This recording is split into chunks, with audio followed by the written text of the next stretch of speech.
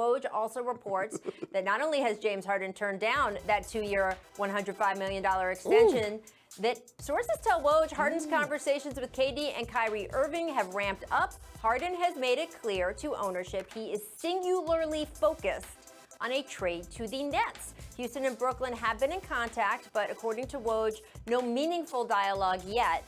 Perk, first off, what do you think about James turning down $50 million a year and then possibly going to join the Brooklyn Nets? Well, first of all, Rachel, him turning down 2-year, $100 million, like those old people used to say, God bless his heart, because it couldn't have been me, not $50 million a year. But here's the thing. James wanting to go to the Nets, I'm all in for it, right? I mean, he's done more than enough for the Rockets organization. But here's the thing. Tillman Fertitta and the organization, they're not just about to give James Harden up. And matter of fact, they're not giving him up unless they could get back an MVP caliber player or somewhat close to it, like a Kyrie Irving. So, you know, we're hearing the rumors about Spencer Dinwiddie and maybe Karis LeVert, but the Rockets don't want that.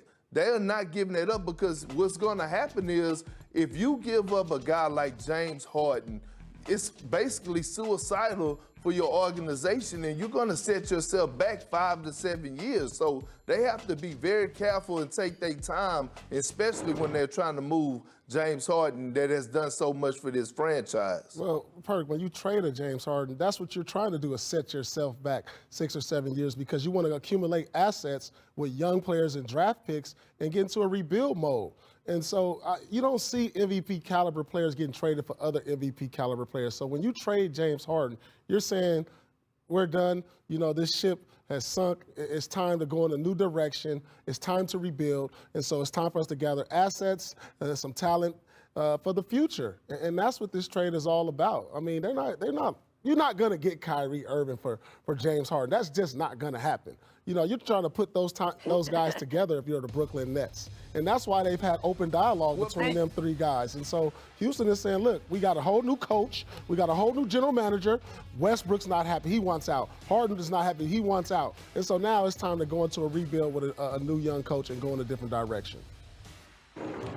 But, Pete, that's how you feel. But that's not how Tillman Fertitta in the front office of the Houston Rockets feel. They don't want to go through a rebuilding stage.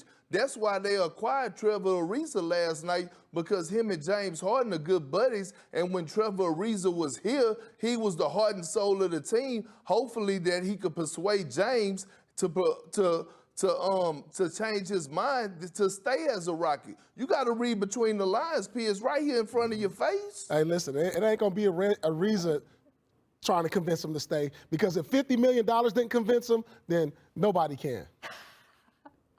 Hey, Rachel, you know what's happening right now? You know what's happening right now between me and Paul to start the show? This is me and him arguing in the locker room back in our Boston days. And you know what? We'll finish this later. I am aware.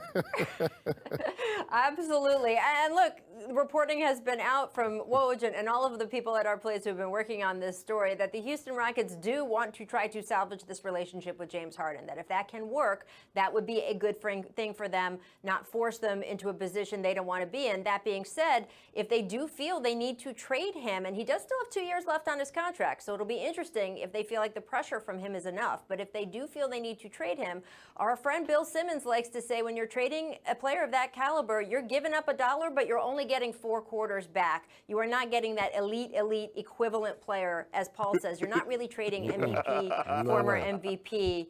Could you possibly be trading big pieces, and could they get some of the draft picks back that they gave up in the Russell Westbrook trade if they make a trade for James, get some good quality players, and then also get some more of their future back? We will have to see about that.